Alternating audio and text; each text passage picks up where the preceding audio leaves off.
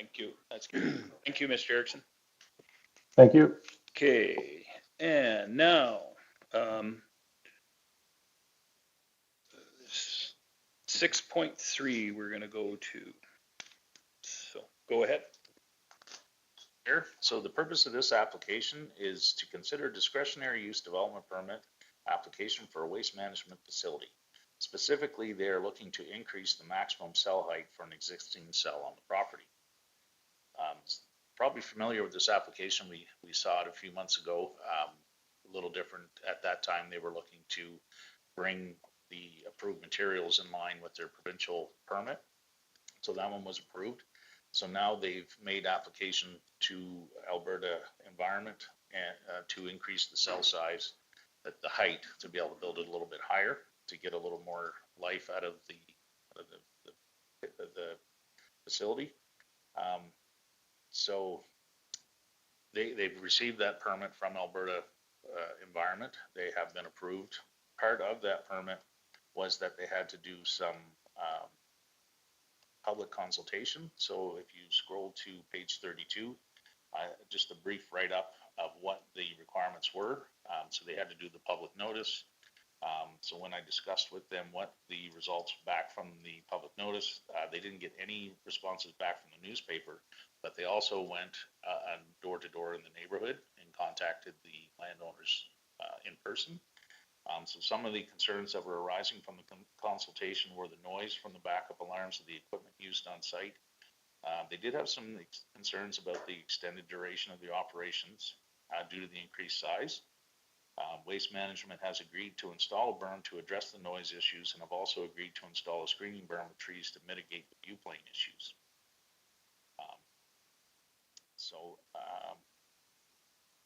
They've fulfilled that part of the public consultation.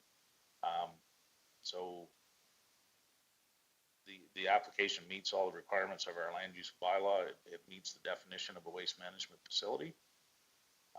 So we are recommending that the application be approved as submitted with the attached development proposed draft permit with the conditions. And condition of note is that we made the condition that what they had discussed in their public consultation about building the berm with the trees, that is an actual condition of their permit.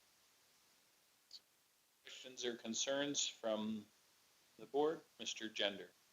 This berm with the trees and the height, is it to kind of, okay, I'm just looking at the height of the extra berm. That's another 20 meters higher.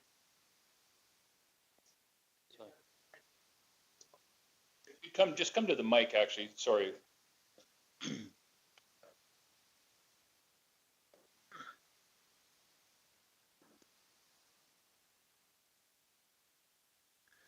WM. So what we're asking for is to go higher with the actual landfill itself, and then the berm will be, Cody will be able to explain this better in terms of dimensions, but it'll be basically around the perimeter of the landfill area, and it's just intended to provide visual screening. Site-wise, or just for, I'll say, garbage that might be blowing away, that sort of thing? So two different approaches in terms of litter management.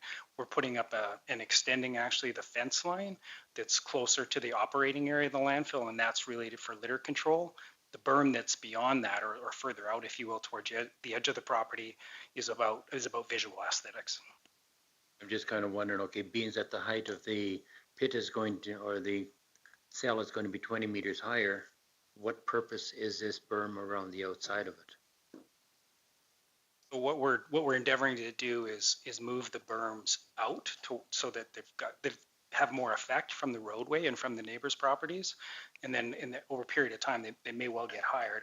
Ursula's here, our site engineer, may be able to speak to that a little bit more, but what we're really doing is building those berms so they can be more effective over time, and then that also the trees that we're proposing to put on top will also add to that as those trees grow up over the years.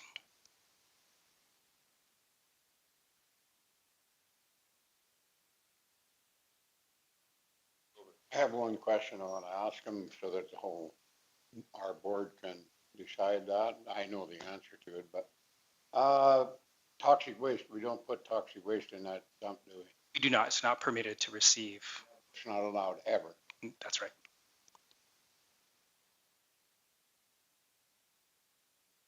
Promotion, gentlemen? I'll move that it be approved with the recommendations of staff. Any other questions or concerns? Okay, I'll call the question. All those in favor? That's carried. Thank you. Okay, now we'll go to 6.2. Willow Brethren. Sorry, what page was that, Mr. Chair? It looks like 18 to me. So 18 of your package. 6.2. Right. Thank you, Mr. Chair. So the purpose of this application is to consider a contractor's business home base for a machine shop operated out of a 120-foot by 408-foot shop with a relaxation of regulation 55.1 II that requires that the business does not employ more than 3 people who are not part of the same household. So this subject property is located east of Red Willow. I'm sure you're all familiar with the location. This application was a little different. Members of the colony were in probably a year or so ago and spoke with planning staff, and at that time they referred to the structure as a cold storage. So then a couple months ago they came in and were looking for a letter from us, and so we decided to maybe go out and have a look at the building just to make sure that it was what had been discussed. And when we get out and we see the building and the pictures that you'll see farther down with the machine shop, the machinery equipment in there, we asked some more questions, and that's when it was determined that their intent with the building was, yes, cold storage is part of it and does take up a majority of the building, but a good section of it is also a machine shop that they will be doing work for people outside for money. So at that time it was determined that they did need a development permit application. So that's why you're seeing this here today and a building that's already there. So they were subject to the penalty of having to pay double the application fee for starting a development without a permit. As discussed, the building is going to house the machine shop that they're going to work out of. The relaxation that I discussed earlier is the requirement is that the 3 people must live. You can't have more than 3 employees that don't live in the same house. Where this is a colony, they all live on the colony, but of course they don't all live in the same house. So that's what we're asking for the relaxation on that. But all employees of the machine shop will be members of the Red Willow colony. It does meet the definition of a home-based contractor's business, and some of the requirements for that is that the use shall only be allowed in conjunction with a habitable dwelling unit located on the subject parcel that is maintained and occupied by the operator of the contractor's business. So they do have that. The business shall not employ more than 3 people who are not part of the household. We discussed that one already. Development permit shall be issued for a contractor's business home base. Listen to the conditions listed above and these ones below. And the business shall not create a nuisance beyond the property boundary by way of dust, noise, vibration, odors, or smoke. The outside storage of any materials, goods, or equipment shall be subject to the approval of the Municipal Planning Commission, and any on-site retail sales shall be ancillary to the industrial or service aspect of the business. The proposed operation of a machine shop performing work from remuneration from the public falls under the definition of a contractor's business. And because the operators of the machine shop also live on the subject property, it falls under contractor's business home-based. The nearest neighbor of this property is 1.2 miles south from the subject property. The operation will be conducted within the confines of the shop and will not create any nuisance from smoke, odors, or noise to the adjacent properties. There's no outdoor storage on materials proposed with this application. Goods or equipment, and all work and equipment will take place inside the ancillary building. There are no retail sales planned for the development other than paid labor for work performed. As is shown in the construction drawings, a large portion of the ancillary building that will house the machine shop will also function as storage for farm equipment and other things related to the agricultural operation that operates on the subject property. The application was referred out to county staff and no comments were received other than Director of Public Works had some questions about, wasn't sure that it fell under the definition of the contractor's business, but we had a discussion and he agreed with me at the end of it. So there's some, if you go to page 20, it shows the renderings and pictures of the building. And if you scroll down to page 22, pictures on the inside. The first picture shows the machining equipment that's on site, and the picture below it shows the portion of the structure that just has a dirt floor, and they intend to use that for cold storage for equipment. The application does meet all the required setbacks for the development. So administration recommends the development permit DP 25067 be approved with the conditions as detailed in the attached draft development permit. And the conditions are pretty much standard for this type of application. And with the exception of number 2, that I will say the proposed development shall provide on-site parking to accommodate 5 customer vehicles, parking spots related to the contractor's business. That concludes my presentation. Just a question though, as far as a development permit for a home-based business versus a business, is it just zoning, or why would it not be deemed as a business and we fall into this living out of one home?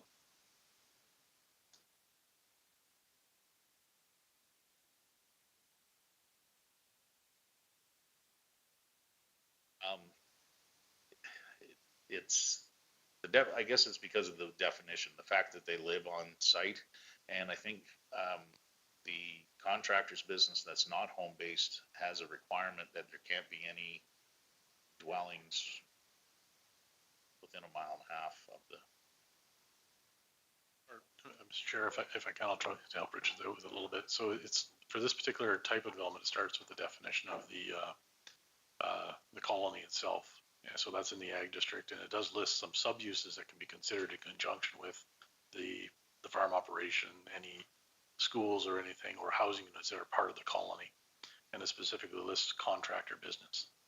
So then we switch over and look at the requirements around the contractor business. So that is allowable under the agricultural district for a colony. Our definitions bouncing back and forth between contractor, home-based, non-home-based gets a little convoluted.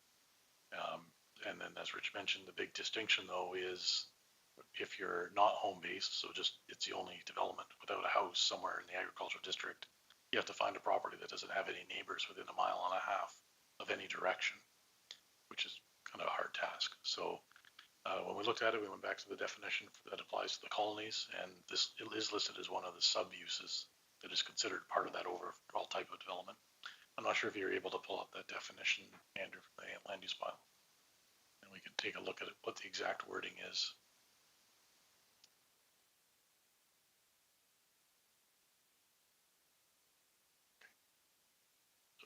There's no difference though. I mean, it's semantics really in the end use, right? There are a couple of restrictions in a home-based business versus a contractor. In the non-home based, you don't have to actually be living on the site, and you don't have a house to relate the employees to, which is probably the reason why they created such a big buffer around them, which is quite a buffer. Mr. Okay, just to add to that question is with this definition in a mile and a half distance, we have other businesses and manufacturing businesses that are closer than a mile and a half to residents within the county. Yeah, I'm not sure what the thinking was of putting that in the land use bylaw, because it seems to me at that kind of radius, you'd never have an isolated one-off like. We do, so like but we put them in a different district. They're in so when you look at the examples like Flare Tech, not to pick on them, but a ready example on the east side of town, and we have a little strip. We've rezoned and we've purposely redesignated sites for that, so they don't get caught in this. But if you don't want to redesignate, you want to do it in the ag district, you face what in my view is quite a hurdle to not have any neighbors within a mile and a half. So Andrew has found the definition for this one. We start with, it's not a colony as a definition, it's clustered farm dwellings and associated uses. And then when you scroll down a little bit, you find that home business, sorry, it's you had it right there, Andrew. It's in the in the same definition. Our way through that lovely paragraph on the upper page right hand, it starts talking about the associated uses and so it starts giving some examples. That includes contractors, business, home-based, and that's how we processed it.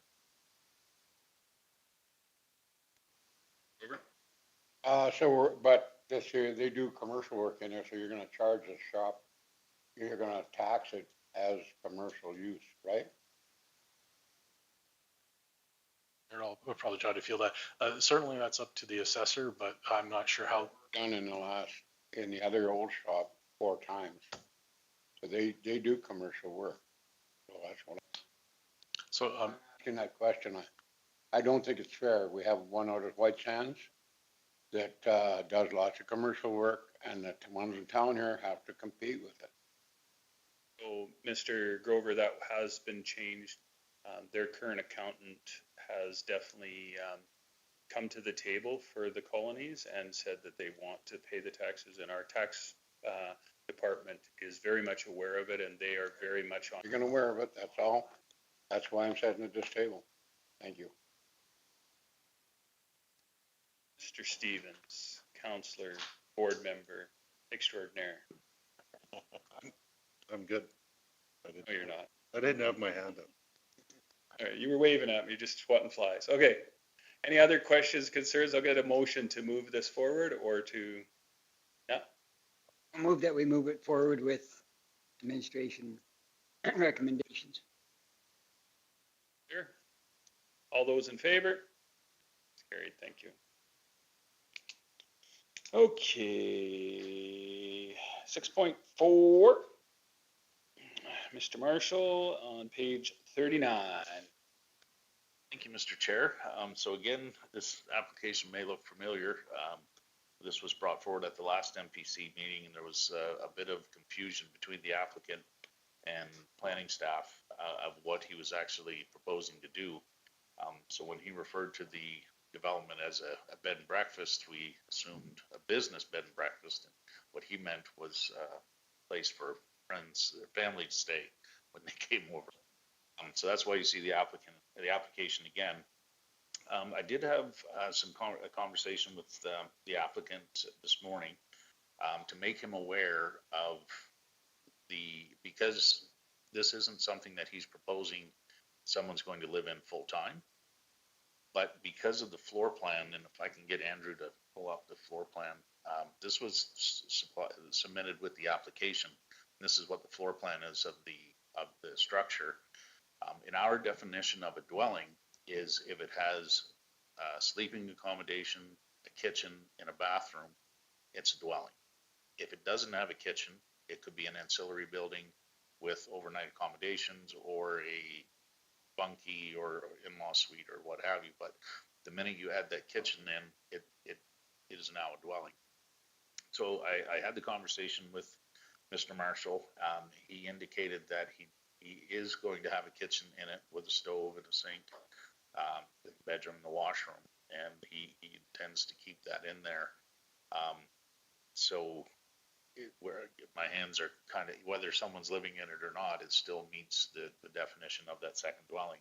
So he is aware of that, but he's also aware if that changes, the ancillary building with overnight accommodations would be a permitted use, and that's something that the development officer could approve at that time.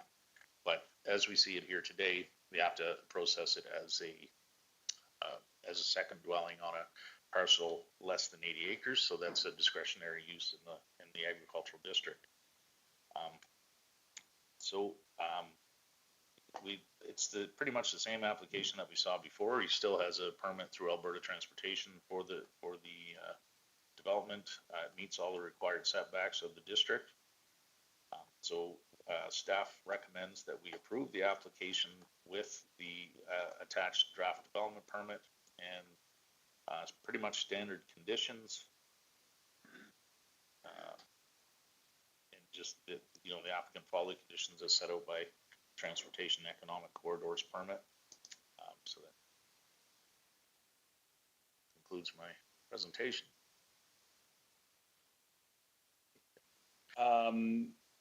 I just have a question. What if he decides to rent this out? Is there a stipulation or a change in use in that one? Not if it's identified as a second dwelling. He's free to do, we don't do business licenses or control like rental units. So as long as it's identified as a second dwelling, that wouldn't be an issue. If it were an ancillary building with overnight accommodations and you're renting it out as a long-term rental, I don't think that would fall under the definition of an overnight, an ancillary building with overnight accommodations. So in this, the way it's being presented today, it wouldn't be an issue, but if we went the other route, I think that would not be. And he's aware that that taxes will be on this unit.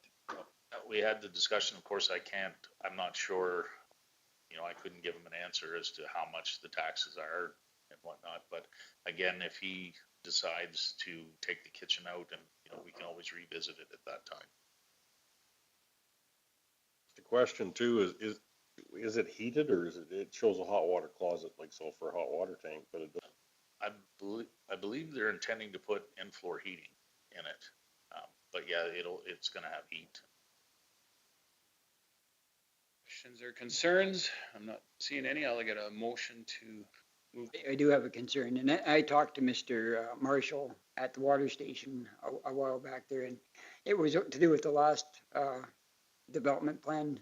There was a bed and breakfast, and that was not his intent, though what I'm to understand is that's what he said it was going to be, but the reason that he was going to build this, according to what he told me, is because his house is a real small house. It's only one bedroom, so when he has company, he has nowhere to store him. But now that Rich says that this kitchen put in there with it, it makes it a second dwelling. Well, I think that as long as Rich has talked to him and he's under that understanding, I think he just wanted it as a room, but if it has to be a second dwelling and he's aware of it, I did try to stop and talk to him this morning, but he wasn't at home. But anyhow, I'm fine with it. But I just wanted to bring that up, that this may, I hope he's clear on what he's agreed to this time. So anyhow.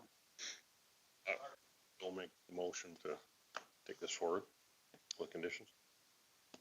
Other questions or concerns? Seeing none, call the question. All those in favor? That's carried. Thank you.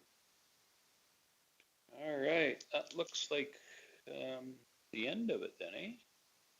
We've been all around, so that does. Next up, subdivision files. Don't have any for processing, Mr. Chair. Next month. Wishes. Okay, reports, department report, page 56. Who's taking this one? There. Okay. So the total number of development permits processed from August 16th to September 10th, 2025 is 10.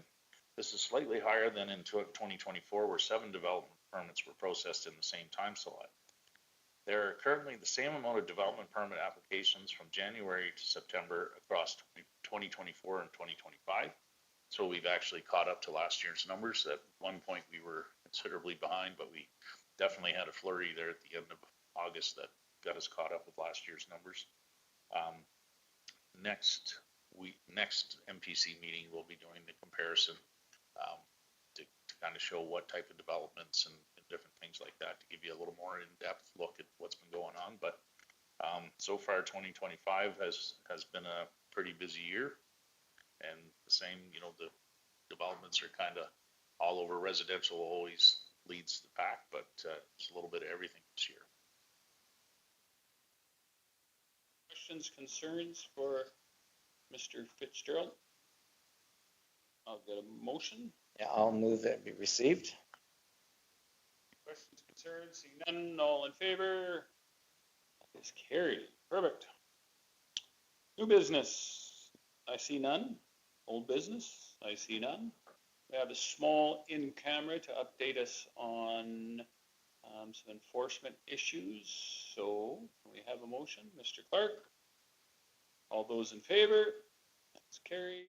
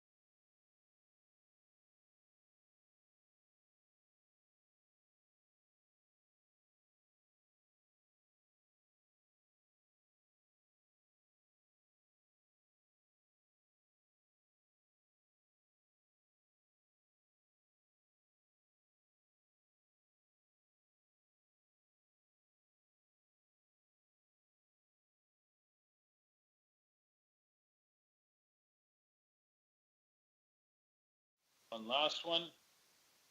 Mr. McKay. Wait a minute, maybe?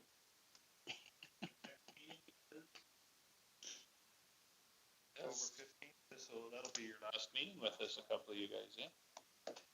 Maybe all of us, who God only knows. Okay, all those in favor?